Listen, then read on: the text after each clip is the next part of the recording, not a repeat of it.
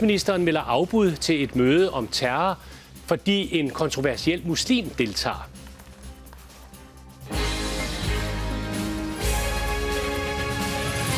God aften. Peter Arnfeldt, tidligere spindoktor for skatteminister Troels Lund Poulsen, bliver nu sigtet af politiet for at have lækket Helle Thorning-Schmidts skattesag til BT og for at have forsøgt at gøre det samme til Ekstrabladet. Kontroversiel muslim får en dansk minister til at aflyse deltagelse i et møde, som handler om terrorisme. Her på Hotel Marriott i København præsenterede den islamiske leder Tahir-ul-Qadri i dag sin fatwa eller fordømmelse af terrorisme. Og på årsdagen for 11. september terrorangrebet har Nydansk Ungdomsråd inviteret ul-Qadri til at tale. Integrationsminister Karen Hækkerup skulle også have talt, men hun har nu meldt afbud på grund af ul-Qadri. Han er jo en radikal og en yderligtgående mand, som er kendt for mange ting. Og det er rigtigt, at han har udstedt en fatwa mod selvmordsbomber, og han ikke går ind for terror. Men han har så mange andre ting, som han står for, og som han går ind for, og som han har arbejdet for, som ligger mig så langt fra mine værdier. Eksempelvis har han jo rådgivet den pakistanske regering, da de skulle lave deres blasfemilovgivning, den som lige nu er skyld i, at en 11-årig handicappet pige måske risikerer dødsstraf, fordi hun angiveligt skulle have hevet en side ud af en koran. Han står for sharia-lov. Jeg er demokrat. Jeg vil nogle helt andre ting. Jeg vil rigtig gerne deltage i arrangementer, hvor vi skal tale med unge mennesker om, hvordan hindrer vi fanatisme. Jeg tror bare ikke, at det er en god idé at gøre det til et arrangement, hvor han også deltager. Du siger, du er demokrat. Er demokrati ikke også at diskutere med dem, man ikke er enig i? Jo, det er det, men man skal tænke på, at nu stiller man en mand til rådighed for unge danskers ører, hvor han skal komme og udlægge teksten. Hans tekst er, at han går ind for sharia. Han har været med til at lave en blasfemilovgivning i Pakistan, som i den grad er skyld i, at mange mennesker har det dårligt og ikke kan leve frit. Det synes jeg ikke, der er nogen grund til at tage en dialog om. Og endelig er der det argument, at vi jo ikke er bedt om at komme for at diskutere mod hinanden. Vi er bedt for at komme til et arrangement for at stå ved siden af hinanden under det samme budskab, nemlig at være imod terror. Det er jeg enig med ham i, at det budskab deler vi. Men det er jo ikke en dialog om, hvorvidt vi går ind for sharia eller ej.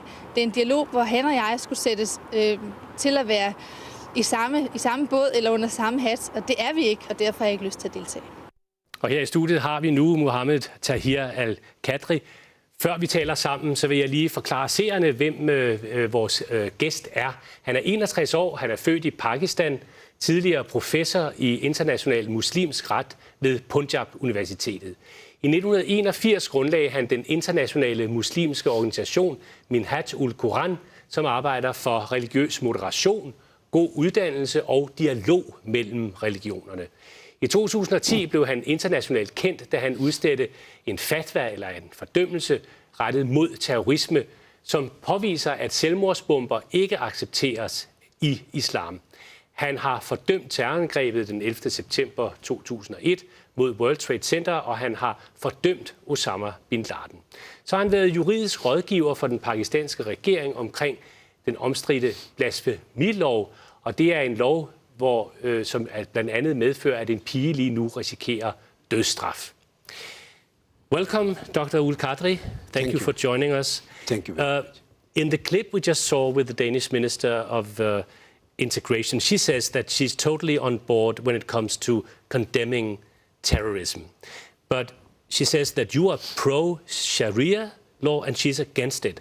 And she says that you are behind the laws of Sharia that hurt people in the blasphemy laws in Pakistan, that hurt people and that also will hurt the young girl we've heard so much about.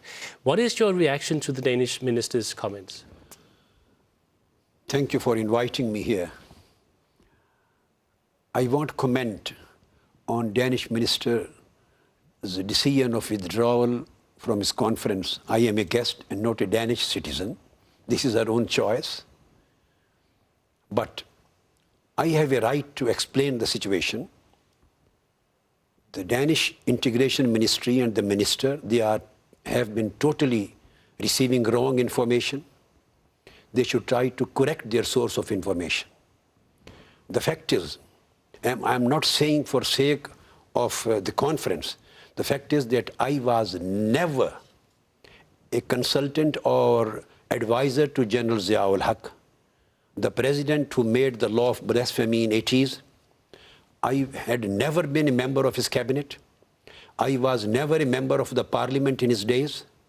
He invited me, offered me to be federal minister for 3 times. I refused, and I never joined his dictatorial rule. And the way he was formulating the Sharia law, I was totally against it. So you are against the blasphemy law? Number 2, finally, when this law was made, President Zia-ul-Haq never consulted me.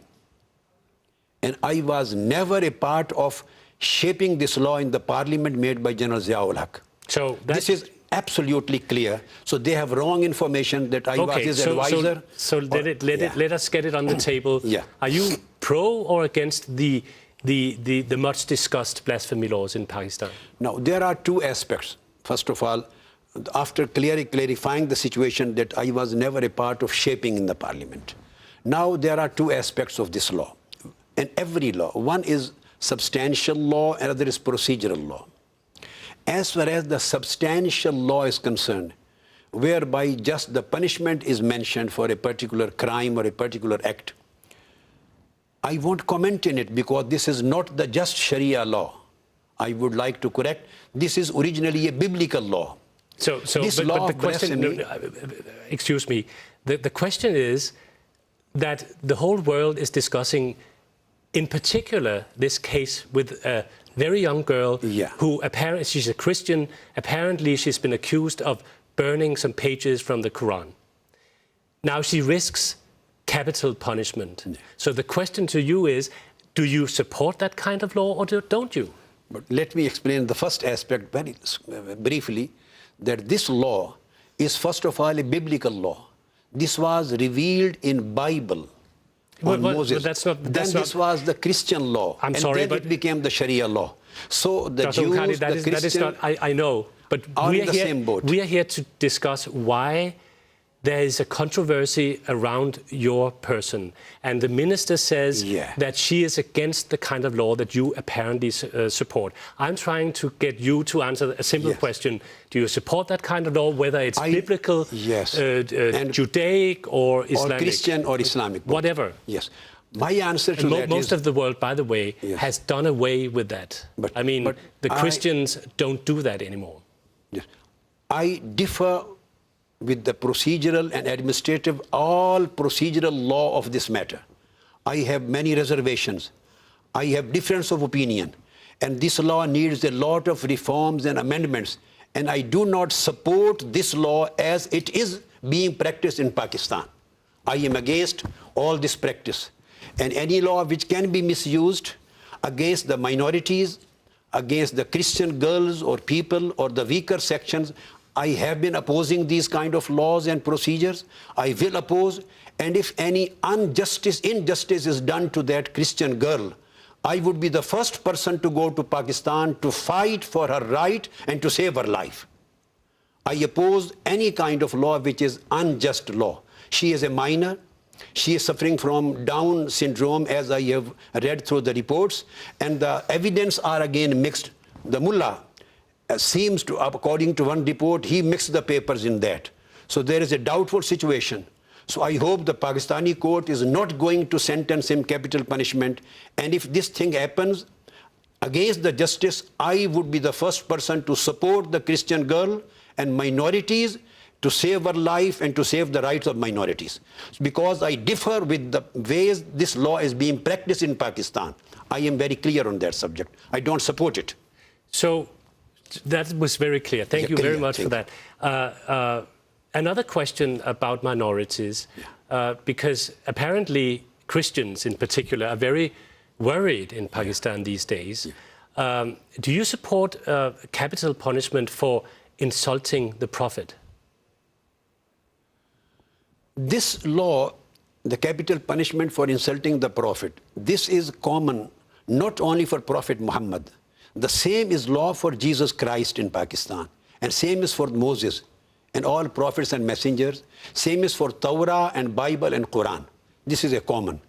But the reason behind that... So it's not legal to insult the Jewish faith or the Christian faith, and Bible. People are being punished for that? Up till now, any Muslim or non-Muslim who was charged with the law of blasphemy for the last 27 years, not a single person has been sentenced to capital punishment up till now. For insulting? For insulting the Quran or Lord or God or Holy Prophet or any. Up till now, the practice is for the last 27 years. I'm quoting the legal history of Pakistan. This is a wrong perception. Cases they are registered, but the courts of Pakistan are quite sensible. Judges are sensible. For the last 27 years, you cannot find a single case where any Christian or any Hindu or any Sikh or any Muslim has been sentenced to capital punishment on the law of blasphemy. Absolutely, this is very clear. But they have been put to prison for many, many years, right? So now their view is that sometimes when the illiterate people and the extremist people who exploit the sentiments and emotions and they attack, there are terroristic attacks, extremistic attacks, the radicals, to save the life of these kind of people. Sometimes the government, they ask the police to take certain person in protective custody so that somebody, as you know, the governor of Punjab was shot dead by his own gunman. So this is known as protective custody, to save them from the exploitation or from the sentimental, illiterate, extremist people and their protest.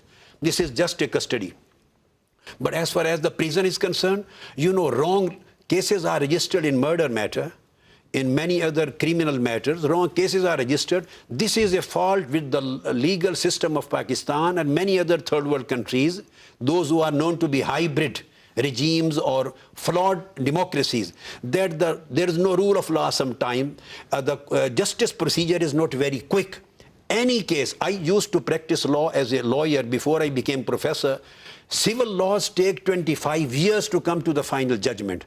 So this is the delayed justice process that people have to stay in the jail for a long time, not only in blasphemy matters, in many criminal matters. So what you are saying is that every group in Pakistan is being treated equally. Equally, yes. Muslims, Christians, Jews, Hindus, equally. And I would repeatedly say that anybody can check. I'm giving this statement for the last 27 years. Not a single Hindu, Sikh, Christian or Jew has been sentenced to death on blasphemy case. This is a categorical statement. This, the perception is different and reality on ground is different. I just want to touch... But still, I differ with the law. Yes. In spite of that fact. I know. Just want to touch on the reason that you are here, terrorism. Just one question about the fatwa that you have issued. Why has it been necessary to tell Muslims that it's wrong to commit terrorism? I mean, everybody seems to know that. Why has it been necessary for you to issue that fatwa? I think it is extremely necessary, and even if we keep on repeating this message hundreds and hundreds of times, it would be insufficient, because there are terrorists, radicals and extremists who are continuously in a process of radicalizing the youth, Muslim youth, exploiting their religious sentiments.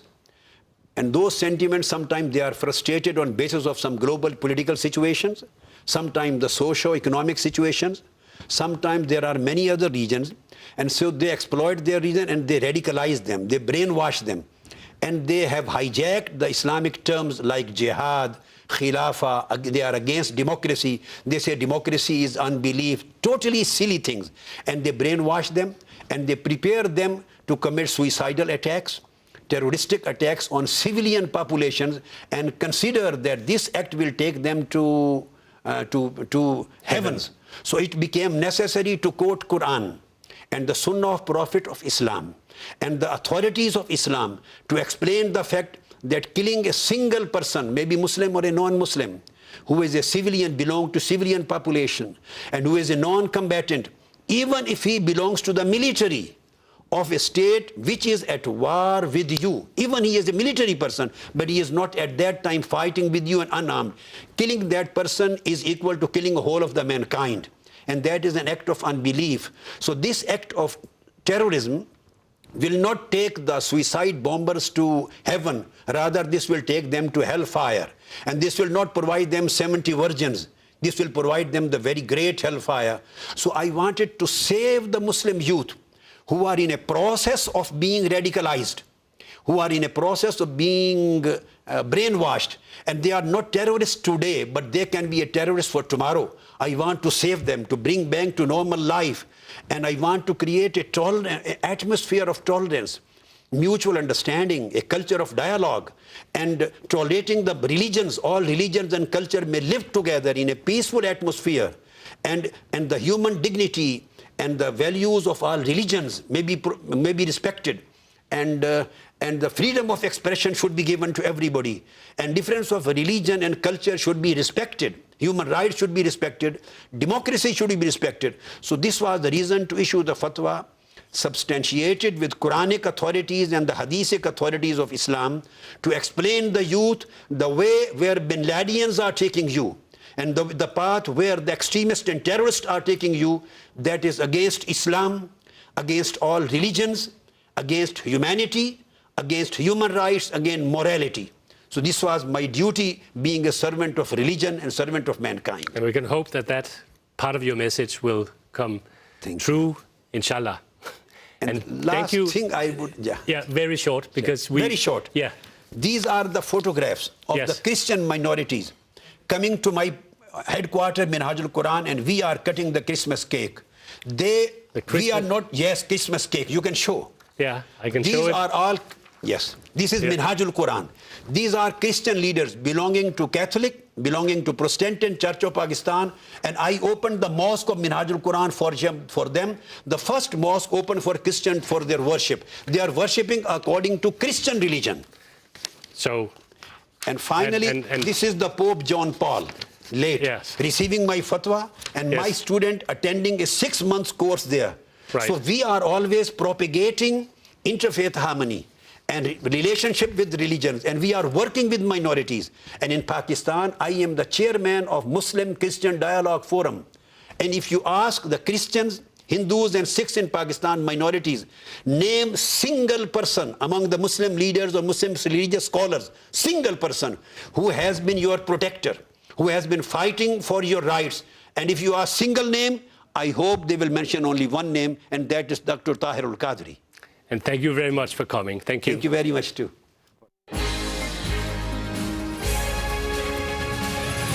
Ved en kæmpe